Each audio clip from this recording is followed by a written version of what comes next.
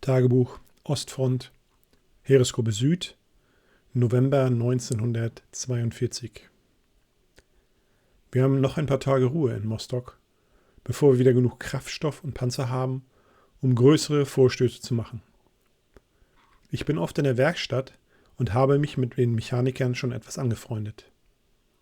Die kennen unsere stählernen Schlachtrosse in- und auswendig, aber im Kampf mussten sie sich noch nicht bewähren.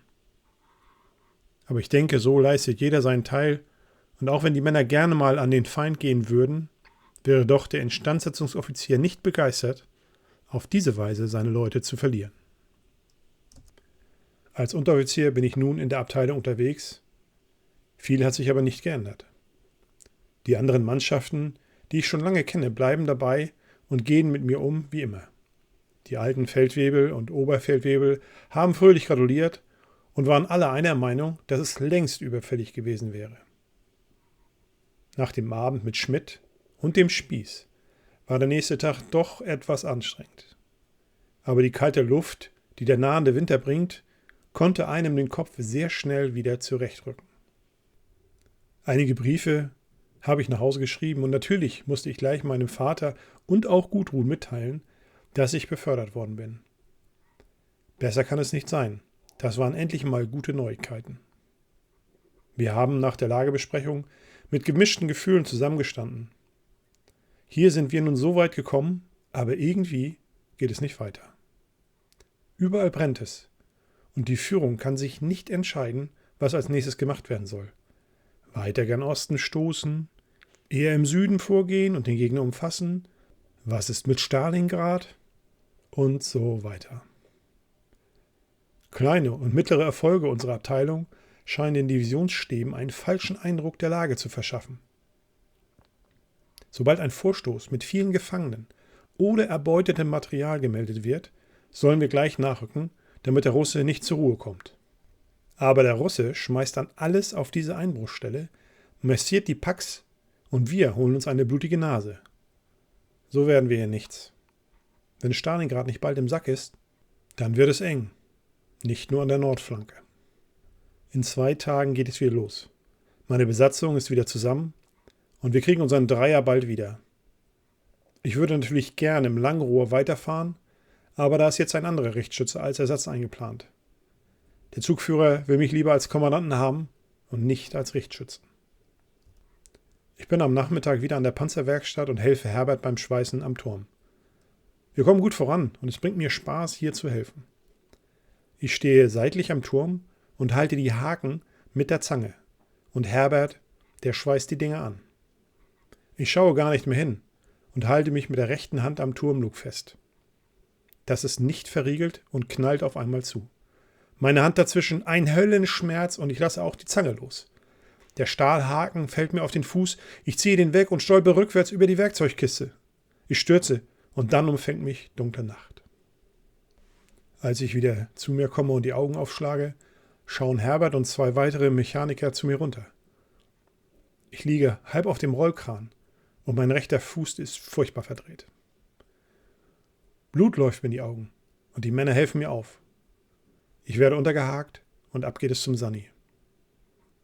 Nach 10 Minuten sind wir endlich am Krankenrevier angekommen und der Oberarzt lässt mir vom Sanitätsfeldwebel die Kopfwunde verbinden.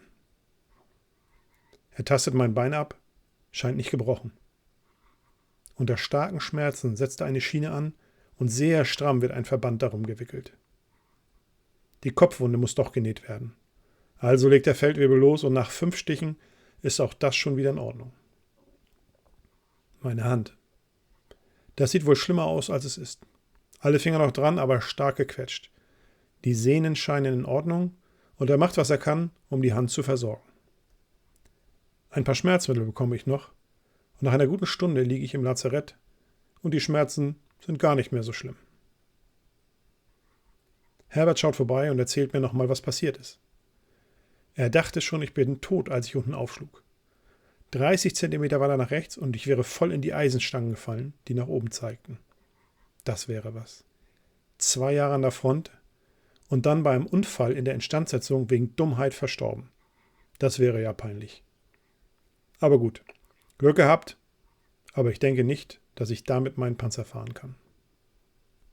2 Wochen kein Einsatz, meint der Stabsarzt. Da wird sich der Zugführer aber freuen. Gerade befördert und jetzt lässt er sich vom Panzer fallen, um nicht mehr an die Front zu müssen. Nein, das wird schon keiner sagen, aber ärgerlich ist es doch. Am nächsten Morgen kommt meine Besatzung vorbei und die können sich das Lachen auch nicht verkneifen. Der Panzerass vom Terek oder der Stolperer vom Turmlug, Albert Hermann noch rum. Aber es ist alles gut gegangen und in 2 Wochen sollte es wieder gehen. Auf jeden Fall kann ich dann wieder im Panzer sitzen. Schmidt kommt vorbei und erzählt mir, dass der Hauptmann nicht begeistert ist, aber Pech ist eben Pech. Nach 3 Tagen kann ich endlich auf Krücken aus dem Lazarett raus. Ich habe leichten Dienst und soll mich in der Schreibstube nützlich machen. Da kann ich sitzen und dem Spieß bei dem Papierkrieg helfen. Es ist viel los hier und man bekommt auch sehr viel mit. Den einen Tag kommt der Leutnant Fuchs vorbei, sieht mich und er muss auch grinsen. Er fragt mich, ob ich bei der Beförderung so viel getrunken hätte, dass ich betrunken vom Donnerbalken gefallen wäre. Ich kläre mein Missgeschick auf und der Leutnant bekommt einen Kaffee vom Spieß. Er wartet, denn er muss zum Hauptmann. Wir plaudern über die Lage und dann erzählt der Leutnant, wie es mit den kleinen Verrätern gelaufen ist. War die reinste Hasenjagd. Klein und schnell sind die Jungs. Aber wir haben den ganzen Bereich abgesperrt und da kamen die nicht mehr raus, erklärt er uns. Die hatten auch die Hosen voll. Wussten schon, was die Stunde geschlagen hat. Mit den Pionieren sind wir dann nachher bis zu dem Versteck gekommen. Durch die Kanalisation mussten wir.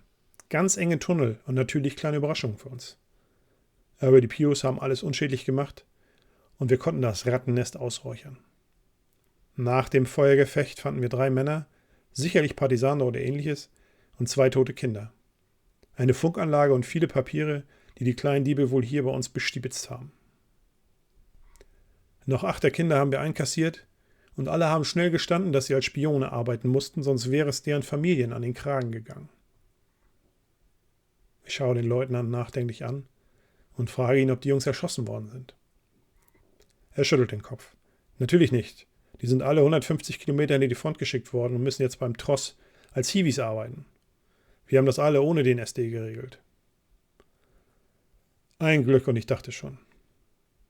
Gab es den Verlust auf unserer Seite, frage ich noch, als die Tür aufgeht und der Hauptmann nun den Leutnant hereinbittet. 2 leicht Verwundete, aber nichts Ernstes, sagt er noch schnell und geht ins Büro vom Hauptmann. Der Spieß und ich nicken uns zu. Doch noch gut ausgegangen für die Gören. Glücklicherweise habe ich den großen geplanten Angriff doch nicht verpasst. Kurz vor dem Angriffsbeginn wurde eine Aufklärungseinheit von einer russischen Panzereinheit aufgerieben. Die hatten sich gut getarnt und flankierend Pack aufgestellt. So kamen die Aufklärer aus der Packgasse nicht mehr heraus. 4 Wagen haben die verloren und 16 Mann. Durch den dann einsetzenden Hagelschauer, der erste, den ich hier in Mostow gesehen habe, konnten sich die Überlebenden vom Feind lösen und unter Artilleriefeuer von den SPWs eingesammelt werden. Schöner Mist. Der Russe stopft die Löcher schneller, als wir angreifen können. Und am nächsten Tag bin ich auf Krücken unterwegs zu Schmidt, als Artilleriefeuer auf Mostock liegt. So dicht waren die noch nie dran. Da muss irgendwo eine Lücke sein. Schnell humpel ich weiter, aber trotzdem muss ich mich 2-mal in Deckung werfen, um nicht den Splittersägen abzubekommen. Ich sehe aus wie ein Ferkel, aber ich komme mit meiner kaputten Hand und dem nutzlosen Fuß doch beim Spieß an. Hier ist was los. Aufklärungsflieger sollen jetzt die Geschütze finden und am besten gleich ein paar Bomben draufschmeißen. So geht es ja nun nicht, dass der Iwan uns hier seine Eier ins Nest wirft. 3 Stunden später ziehen ein paar Bomber und der Jagdschutz gen Südosten und machen hoffentlich den Iwan weg. Gegen Abend wird gemeldet, dass die Russenbatterien zusammengeschmissen worden sind und dort wohl keiner mehr was abfeuern kann. Nun denn. Ich hoffe, das bleibt auch so. Stabsdienst ist auch mal ganz angenehm. Warme Bude, heißer Kaffee und Schmidt hat immer was Leckeres zu essen für uns. Er meint, er müsste auch mal irgendwann ein paar Angriffe mitfahren. Schließlich will er ja auch mal sein Panzerabzeichen haben. Er wäre ja auch Funker und er hat die Ausbildung für die Panzerfunkanlage. Als der Spieß das hört, muss er lachen. Du hörst doch nichts mehr seit dem Mörsertreffer in der Funkbude. Deswegen sitzt du doch hier bei mir, meint der Spieß lachend. Stimmt nicht, geht Schmidt gegen an. Nur ein Ohr ist taub, mit dem anderen höre ich wie eine Feldmaus. Ich höre alles, sagt er. Ich verspreche Schmidt, dass er seine Fronterfahrung bei mir machen kann. Ich werde mit unserem Funker sprechen. Die Tage vergehen und wirklich viel passiert nicht. Der Nachschub kommt tröpfchenweise an und wir richten uns auf einen Winter in Mostock ein. Das mit den Ölfeldern, das wird in diesem Jahr wohl nichts mehr. Aber abwarten, wer weiß, was noch passiert. Möglicherweise wird die Heeresgruppe noch verstärkt und wir nutzen dann den gefrorenen Boden im Dezember zum letzten großen Stoß. Im nächsten Jahr wollte ich eigentlich wieder nach Hause.